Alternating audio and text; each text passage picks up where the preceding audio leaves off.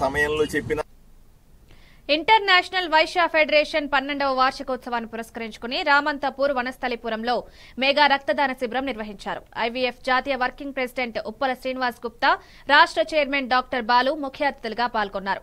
Thalassemia చిన్నారుల కోసం 33 రక్తదాన శిబిరాలు విజయవంతంగా నిర్వహించినందుకు మేడ్చల్ జిల్లా అధ్యక్షుడు సంబు పాండయ్య, రంగారెడ్డి జిల్లా అధ్యక్షుడు చింతల రజనీకాంత్లకు అభినందనలు తెలిపారు.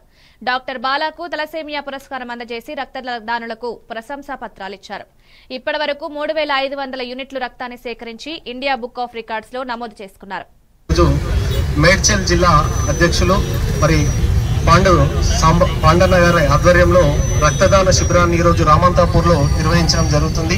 మరి తలసేమియా వ్యాధితో బాధపడుతున్న చిన్నారులకు అత్యధిక యూనిట్లను భారతదేశ చరిత్రలోనే తక్కువ సమయంలో 2306 యూనిట్ల రక్తాన్ని ఒకే ఒక సంవత్సరంలో సేకరించి ఇండియా బుక్ ఆఫ్ రికార్డ్స్ లో కూడా ఐవీఎఫ్ అనేది నమోదు కావడం అనేది సేవలో, సామాజిక సేవలో ఒక ఆదర్శంగా నిలిచింది. మరి 12వ వార్షికోత్సవం సందర్భంగా ఐవీఎఫ్ జాతీయ అధ్యక్షులు అశోక్ గారు, అదేవిధంగా IVF central advisory board member గంజి రాజమౌళి గుప్తా గారు, ఐవీఎఫ్ నేషనల్ వర్కింగ్ ప్రెసిడెంట్ మరియు రాష్ట్ర అధ్యక్షుడు శ్రీనివాస్ గుప్తా గారి సూచనల మేరకు రాష్ట్ర వ్యాప్తంగా రక్తదాన శిబిరాలను నిర్వహిస్తున్నాము. ఇది 33వ రక్తదాన శిబిరం ఈరోజు ఐవీఎఫ్ ఆధ్వర్యంలో.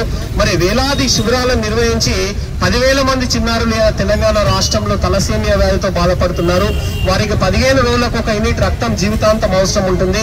వారి ప్రాణాలను కాపాడాలనే ఒక మంచి సంకల్పంతో ఉప్పల సీనన్న నేతృత్వంలో ఈరోజు పాండన్న ఆధ్వర్యంలో మరి ఐవీఎఫ్ చరిత్రలో హైదరాబాద్ లో ఎంత పెద్ద రక్తదాన శిబిరాన్ని నిర్వహిస్తున్నామంటే నిజంగా పాండన్ననే దీనికి గర్వకారణంగా చెప్తున్నాను. ఎందుకంటే 1000 మందికి కానీ 1,00,000 మంది కంటే అన్నదానం చేయొచ్చు, కానీ ఒక 50 మందితో రక్తదానం చేయలేము. అది ఎంత కష్టం అంటే వారం రోజుల నుంచి మరి ఏ రకంగా చేద్దాము, ఎట్లా చేద్దామని పాండన్న టీం సభ్యులందరూ కూడా, ఐవీఎఫ్ రంగారెడ్డి సభ్యులందరూ కూడా, వారి మేడ్చల్ జిల్లా సభ్యులందరూ కూడా కలిసి ముందుకు వచ్చి చేస్తున్నారు.